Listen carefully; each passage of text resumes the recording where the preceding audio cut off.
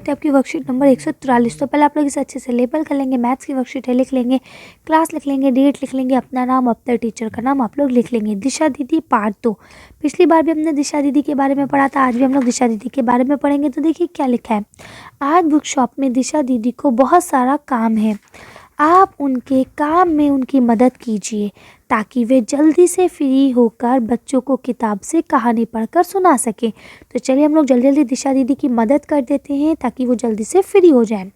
तो पहला क्वेश्चन लिखा है, सबसे पहले दिशा दीदी को 576 किताबें डिब्बे में पैक करनी है, यानी उनके पास 576 बुक्स हैं जिन्हें बुक डिब्बे में पैक करना है और उनको होम डिलीवरी करवानी है। यदि एक डिब्बे में 24 किताबें आती है तो बताइए दिशा दीदी को वे सभी किताबें पैक करने के लिए कितने डिब्बे चाहिए होंगे। तो चलिए हम मदद करते हैं दिशा दीदी की। तो देखिए उनके पास 576 किताबें हैं, ठीक है, और एक डिब्बे में 24 किताबें आएंगी तो हम इसको डिवाइड करेंगे। तो देखिए जब हम 24 का टेबल 2 बार पढ़ेंगे तो यहाँ आ जाएगा 48, ठीक है, और जब हम इसको काटेंगे 48 को तो देखिए यहाँ क्या बचेगा, ये हो जाएगा आपका 17। तो 17 में से 8 का कितना बचा, तो लिखेंगे यहाँ बचेगा 9 और ये हो जाएगा 4, 4 में से 4 गए बचा 0। अब ये ऊपर का 6 उतरेगा तो ये हो जाएगा 96। अब हम 4 बार इसका टेबल पढ़ेंगे तो 96 आ जाएगा और ये आपका कट जाएगा, यानी 96 में से 96 गए बचे 0। तो यानी उनको कितने डिब्बे चाहिए, 24 डिब्बे चाहिए, ठीक है। तो आप इसका आंसर लिखेंगे कि दिशा दीदी को कितने डिब्बे और चाहिए, तो 24 डिब्बे दिशा दीदी को चाहिए, ठीक है। आगे बढ़ते हैं। तो देखिए अगला प्रश्न दिया है, इसके बाद उन्हें 432 नई किताबें शेल्फ में लगानी है। उसमें 432 नई किताबें आई हैं जिन्हें उन्हें शेल्फ में लगाना है। एक शेल्फ में 16 किताबें आती है, तो क्या आप बता सकते हैं कि 432 किताबें लगाने के लिए उनको कितनी शेल्फ में 432 किताबें आएंगी। तो सेम हम इसी तरह से करेंगे, 432 लिखेंगे और उसको 16 से डिवाइड कर देंगे, ठीक है। तो चलिए करते हैं। देखिए आप इसको पहले 16 का टेबल 2 बार पढ़ेंगे तो यहाँ 32 आ जाएगा, ठीक है। यहाँ आपका 16 दूना 32 होगा, तो आप यहाँ से माइनस करेंगे तो यहाँ बचेगा 1 और यहाँ बचेगा 1, 11। फिर आप इसको 2 ऊपर से उतार लेंगे, है ना, क्यों, क्योंकि 11 जो है वो 16 से छोटा होगा इसलिए यहाँ 2 उतर जाएगा, तो अब ये हो गया 112। तो आप क्या करेंगे, इसका टेबल 7 बार पढ़ेंगे तो आपका आ जाएगा 112 और ये कट जाएगा। यानी दिशा दीदी को अगर 432 किताबें शेल्फ में लगानी है, एक शेल्फ में 16 किताब आती है, तो उनको कितनी शेल्फ में लगेंगी वो किताबें, 27 शेल्फ में वो किताबें लग जाएंगी, ठीक है। अब कहा जब दिशा दीदी ने 432 किताबें लगा ली तब उन्हें मालूम पड़ा कि अभी 32 किताबें और लगानी बाकी हैं। तो क्या आप बता सकते हैं कि ये किताबें कितनी और शेल्फ में आएंगी।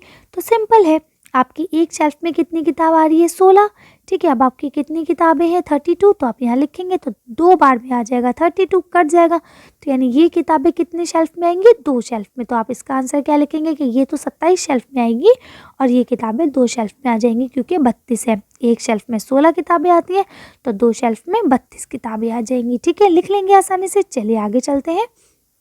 तो देखिए लिखा है, काम में कोई गलती ना रह जाए इसलिए दिशा दीदी ने हमेशा अपने किए गए हिसाब को फिर से चेक करती हैं। वे जब भी डिवाइड करती है तो उसे चेक करने के लिए गुणा भी ज़रूर करके देखती हैं। तो देखिए अगर आप डिवाइड करते हैं तो देखिए अगर आपने जैसे 125 को 5 से डिवाइड किया तो आंसर आया 25, तो अब आपको क्या करना है, इस आंसर को इससे गुणा कर लेंगे तो आपका ये अगर आंसर आता है तो आपका डिवाइड सही है, ठीक। वही चीज़ बताई कि जब हम 125 को 5 से भाग करते हैं तो 25 आंसर आता है। अगर हम इसी 25 को 5 से गुणा कर लें और हमें वापस 125 मिले तो ये सही है, और अगर नहीं मिलता है तो इसका मतलब ये है कि ये सवाल हमारा गलत है, ठीक है। तो लिखिए यहाँ लिखा है इन्होंने, यदि नहीं मिलता है तो इसका मतलब भाग गलत है और गुणा और भाग दोनों को दोबारा से चेक करें। ऐसी स्थिति में आपको सवाल एक बार फिर से हल करना होता है। तो अब देखेंगे आपका अगला क्वेश्चन दिया गया, आज आप अपने टीचर खुद ही बन जाएंगे और सवाल को हल करने के बाद उसे गुणा करके चेक भी करेंगे, ठीक है। तो अब आपको इनको 1 2 3 4 5 6 ये 6 सवाल है, इनको पहले भाग करना है और उसके बाद इसको गुणा करके चेक भी करना है कि आंसर सही है या नहीं। तो चलिए इसका आंसर हम लोग आंसर शीट पे देख लेते हैं। अब देखिए पहले इसको इस तरह से लिखेंगे। अब देखिए इस तरह से डिवाइड का पैटर्न बना लेंगे, 432 डिवाइडेड बाय 9। ठीक है, तो आप पहले इसका 9 का टेबल 4 बार पढ़ेंगे तो 36 आ जाएगा, इसे माइनस करेंगे तो यहाँ 7 बचेगा, ऊपर से 2 उतरेगा, ये 72 हो जाएगा यानी 72 हो जाएगा। तो फिर 8 बार पढ़ेंगे तो 72 आंसर आ जाएगा और इसके बाद ये कट जाएगा। ठीक है, कर सकते हैं आसानी से आप लोग। अब देखिए, अब इसको डिवाइड का यानी आपका आंसर कितना आया 48। अब इसको कहा गया चेक करने के लिए, तो देखिए जो ये 48 आया इसको हमें इस 9 से मल्टीप्लाई करना है। ठीक है, तो अगर यही आंसर मिलता है तो इसका मतलब हमारा डिवाइड सही है। तो देखिए हमें यही आंसर मिल गया तो इसका मतलब क्या हुआ कि हमारा डिवाइड सही है। ठीक है, अब आपको अगला क्वेश्चन यहाँ दिया गया 900 डिवाइडेड बाय 10।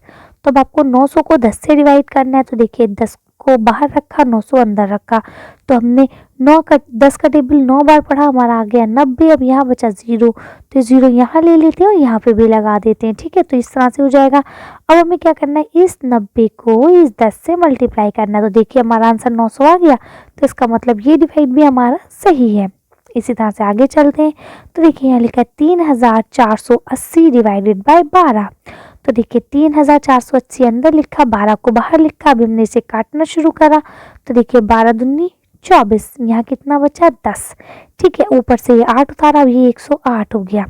9 बार करेंगे तो आंसर आ जाएगा 108। ठीक है, और ये जो आपका 0 था ये वापस यहाँ लग जाएगा। इस तरह से ये आपका आंसर आ जाएगा 290। फिर आप 290 को इस वाले 12 से जब मल्टीप्लाई करेंगे तो आपका आंसर आएगा 3480। लिख लेंगे आसानी से आप लोग। चलिए आगे पढ़ते हैं। तो देखिए यहाँ लिखा है 455 डिवाइडेड बाय 7। तो आपको 7 से भाग करना है 455 को, तो आप यहाँ लिखेंगे 455। ठीक है, उसके बाद इसे करेंगे भाग। तो देखिए 6 बार पढ़ेंगे 42 आएगा, 3 बचेगा, ऊपर से 5 उतर जाएगा, 35 हो जाएगा, 7 पंजे 35, तो ये आपका कट जाएगा। तो इसका आंसर कितना आया 65। अब हमें 65 को 7 से मल्टीप्लाई करके देखना है कि आंसर सही आता है या नहीं। तो हमारा आंसर सही आ रहा है, इसका मतलब ये डिवाइड भी हमारा सही है। आगे चलते हैं। तो देखिए यहाँ आपका लिखा है 678 यानी 678, तो इसे 6 से मल्टीप्लाई करना है। तो देखिए 6 बंदा 6 हो जाएगा, कट गया। फिर हमने ये 7 उतारा तो फिर 6 बंदा 6 हो गया, फिर यहाँ हमारा 1 बचा। ठीक है, ऊपर से 8 उतारा, 18 हो गया, 6 3 से 18, तो हमारा आंसर कितना है 113। ठीक है, 113 को 6 से मल्टीप्लाई करेंगे तो देखिए 678 आ गया, इसका मतलब ये आंसर हमारा सही है। कर लेंगे इसी तरह से आप। अब आपका ये आखिरी है। तो देखिए यहाँ आपको क्या करना है, 2475 है, 11 से डिवाइड करना है। तो देखिए पहले आप 2 बार पढ़ेंगे तो 22 आ जाएगा, 2 बच जाएगा, 7 उतरेगा, फिर 2 से पढ़ेंगे 22 आ जाएगा, आपकी 5 बचेगा, फिर 5 उतरेगा 55 हो जाएगा, 5 बार पढ़ेंगे 55 आ जाएगा और ये आपका कट जाएगा। इसका मतलब आंसर कितना है 225। ठीक, 225 को 11 से मल्टीप्लाई करेंगे 2475, तो ये आपका आंसर हो जाएगा। कर लेंगे आप लोग इस तरह से आंसर। चलिए आगे वर्कशीट देखते हैं। इस तरह से वर्कशीट आपकी पूरी होती है। अब आपके टीचर्स के लिए नोट है, the teacher should reach out to the children for better understanding of this worksheet as per need, यानी ज़रूरत के लिहाज से बच्चों को अच्छे से वर्कशीट समझाए। इसके अलावा अभिभावक यानी आपके पेरेंट्स को कहा गया है कि क्रॉस चेकिंग यानी जो आपने अभी सिखाया है ना, क्रॉस चेकिंग यानी कि अपने किए हुए काम को खुद ही दोबारा चेक करना होता है। ठीक है, क्रॉस चेकिंग का मतलब क्या है कि जो हमने काम किया उसको हम खुद ही चेक करें। तो ये क्यों महत्वपूर्ण है, इस पर आपको चर्चा करना चाहिए। तो देखिए सबसे बड़ी चीज़ क्या है कि जब हम लोग क्रॉस चेकिंग खुद कर लेते हैं ना तो उससे गलती होने के चांसेस कम होते हैं। और अगर मान लीजिए कोई चीज़ हमने धोखे से गलत लिख दी तो वो चीज़ हमें पकड़ में आ जाती है, हम उसे सही कर सकते हैं। उन्हें प्रोत्साहित करें और वे अपने द्वारा किए गए कार्य को भी स्वयं सक्षम कर सकते हैं। तो यानी अब आपको क्या करना है कि आपको जो भी काम आप करेंगे उसको अच्छे से करेंगे, और अगर आपको लगता है कि कहीं आप फंस रहे हैं तो आप उसकी क्रॉस चेकिंग करेंगे, आपको समझ में आ जाएगा। तो कर लेंगे आप लोग इसे। चलिए तो आज की वर्कशीट को यहीं खत्म करते हैं। आज की वीडियो में बस इतना ही। अगर आपको मेरी वीडियो पसंद आई हो तो प्लीज़ से लाइक और शेयर करें। अगर अभी तक आपने मेरे चैनल को सब्सक्राइब नहीं करा तो प्लीज़ मेरे चैनल को सब्सक्राइब करें। Thank you for watching.